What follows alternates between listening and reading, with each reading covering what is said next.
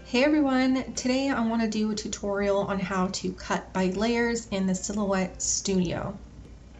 This is a great tip if you have a lot of different items that you have on your sheets or your stickers that you don't want cut and you just want it to be a little bit easier. So I already have mine set up, but you can add as many layers as you want and then rename them. I put the no cut or deep cut at the beginning of the name because that's all that will show when I go to send, which you'll see in a minute. So here are all my layers and I'll show you what is on each of them. So if I hide all the ones that say no cut, this is everything that will be cut when I hit send. If I make that invisible, that just shows what's the visible, the deep cut, and then you can unview the deep cut and now view just all the no cuts, and you can see everything that is no cut will not be cut.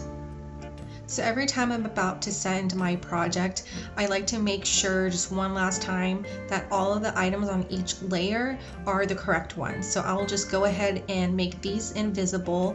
It doesn't matter if these are visible or invisible when you go to hit send, but I'll show you what it looks like in the send. So even though they were unchecked, the no cuts in the design, they are still checked here. So I just uncheck them here so I know that they will not be cut whatsoever. There are other ways that you can cut your designs, but if you have the business version, I don't know if this is on the free version. I do have the business one. So I know on the business one, the layer cut technique is the most efficient, but you can play around with your designs and use the others as you like. But this again is just more efficient for how I use my stickers in a very complex way.